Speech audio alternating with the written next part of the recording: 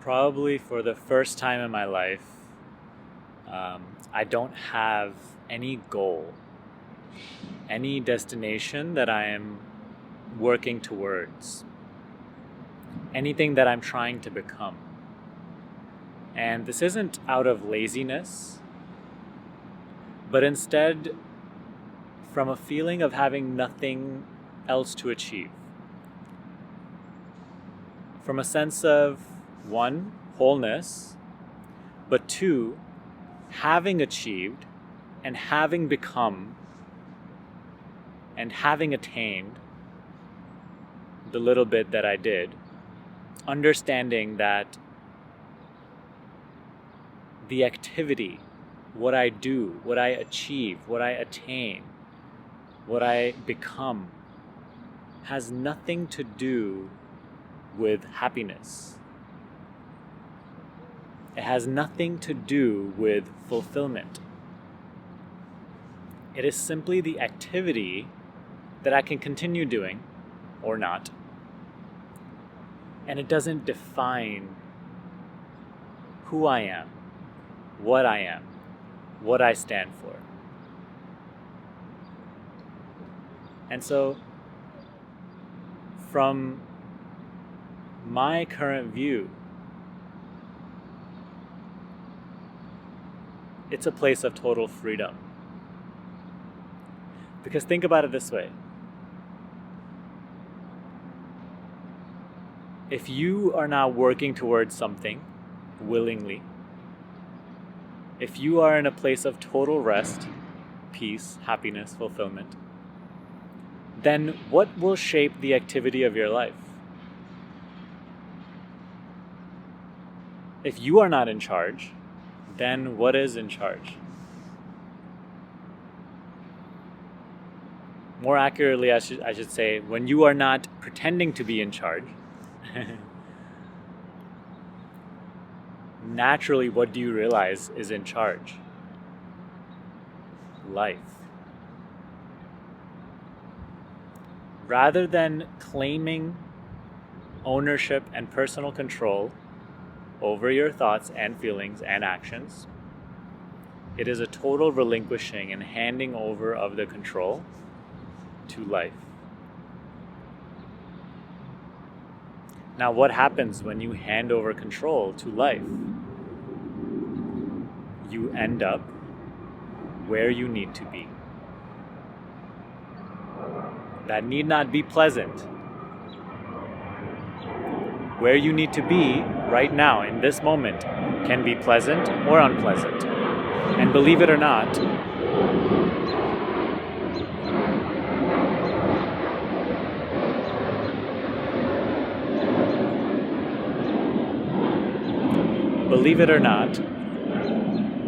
even right now, if you are taking full control of your life,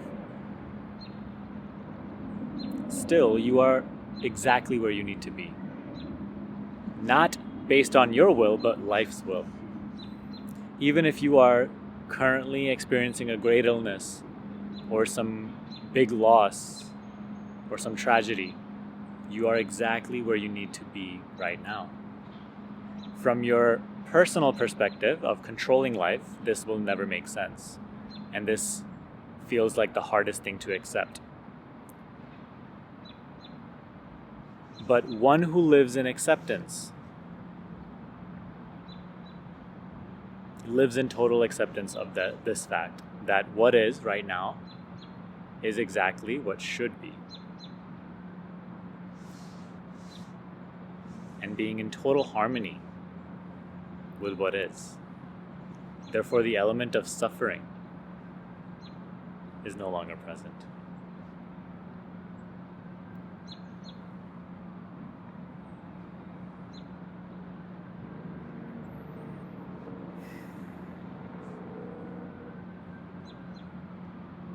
So it's a pretty funny phase for the first time, having no goal, nothing to work towards.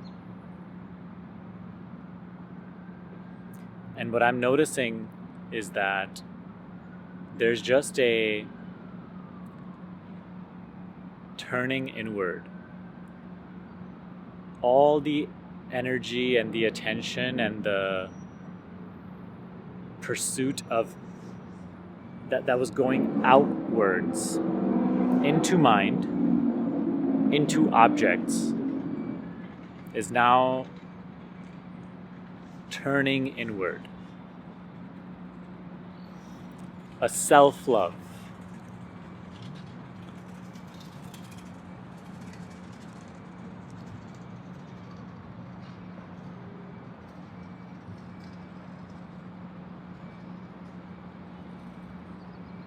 Your presence, here and now.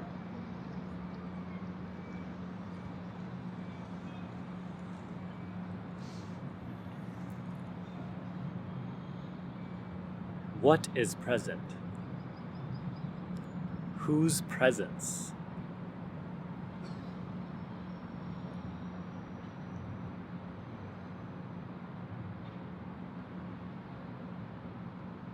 See if presence has any object attached to it. See if presence is identified with anything. See if presence is diluted by something.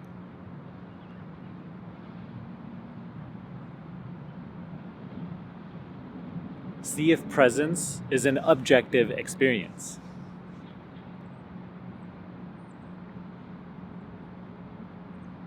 We take this presence of experience for granted. See how in your entire physical experience,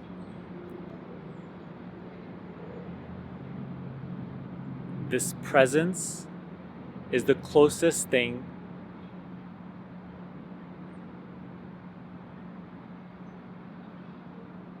to you. It is the most intimate. It is even before intimacy, intimateness. Your thoughts and feelings feel very, very intimate, but presence is prior to even your thoughts.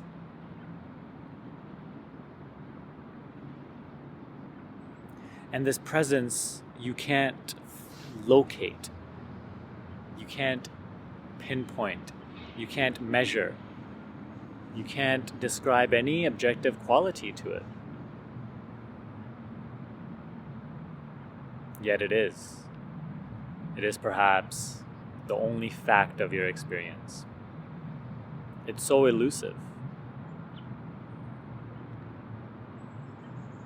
It is perhaps the purest reflection of the real in experience. Everything else is an object which arises at a particular point in space, at a particular time, and then vanishes at another point in time. But presence, it is. All experience. It exudes this presence. See if there is any experience that you've ever had, or even right now. Is there any experience apart from this presence? In waking or dream.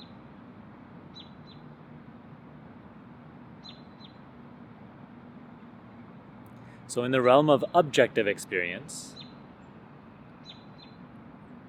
the presence is the closest that you can come to the real.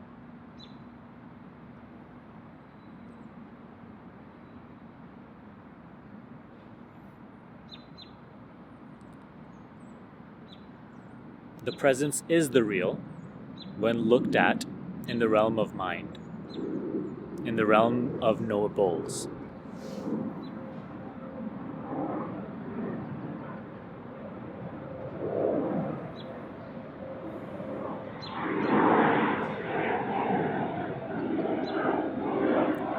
Presence is the manifestation of the unmanifested.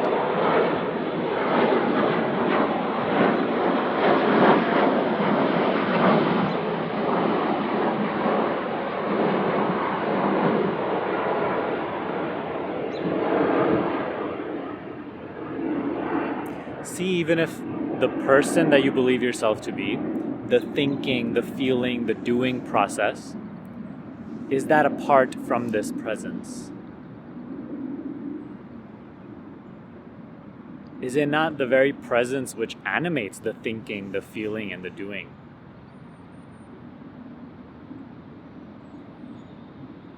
Almost like the thinking and the feeling and the doing and the experiencing is a further extension of the very presence, which itself is the unmanifest in the realm of mind.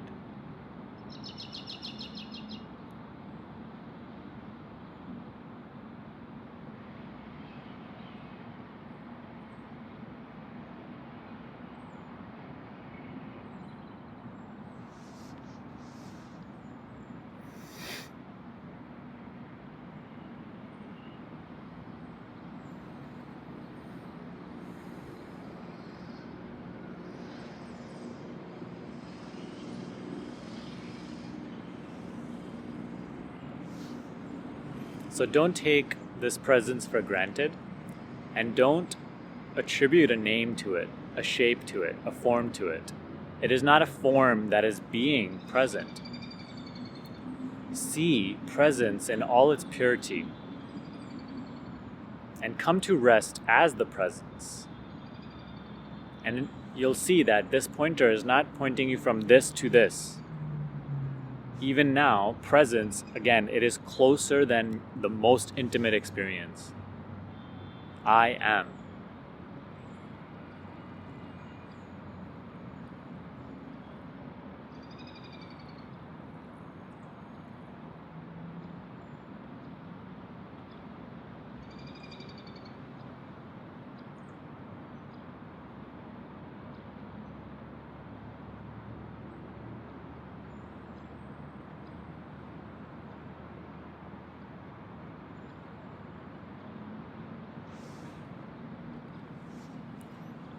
Know this presence to be the unmanifest awareness, the pure awareness, as the manifest, or in the realm of the manifest, which we call mind.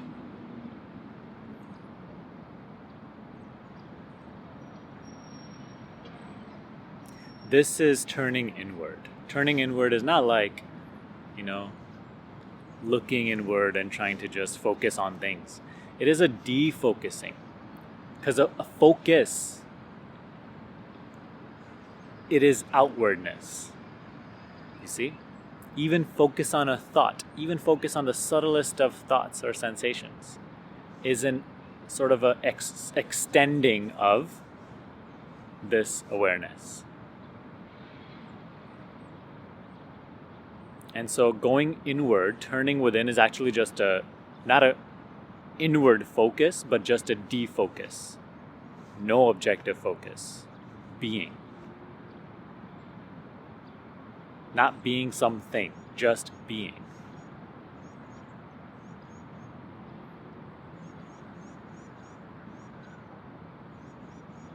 And only by being as you are, you come to understand yourself in your purity. Rather than always actively being something, which itself is also the same energy. It's also the same essence. Being something is not separate from being. But you can say it's an extension, a focusing, an outwardness, which continues to keep just the separateness alive. It continues to keep the I am this, I am that identification in place, intact.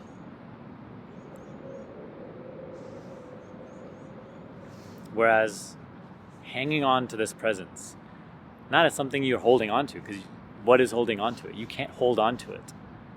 The very holding on to it, there's an awareness of. That awareness I'm speaking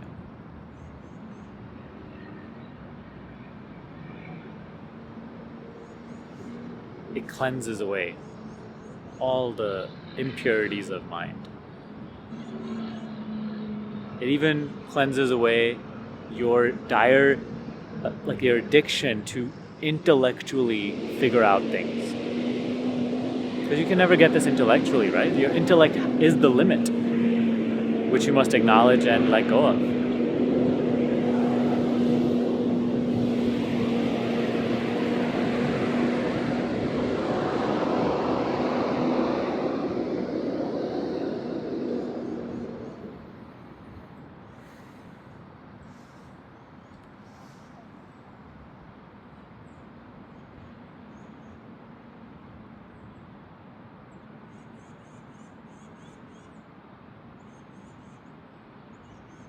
See how when you even acknowledge presence, it just somehow feels like it is my presence, me, Sunny's presence. But see if presence is somebody's. Or if presence, again, if it has an object attached to it, an object being the body or the thought or this or that, is that one present? These are things you must contemplate rather than just searching answers for online or in videos or books. These are the inquiries, the contemplations that you naturally fall into when you pause the external pursuits.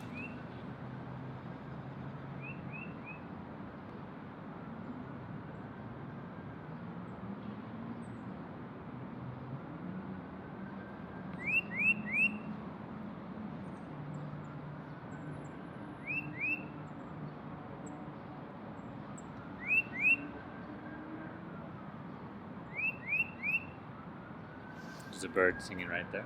Let's see if we can catch it. I don't know if you can see it on camera.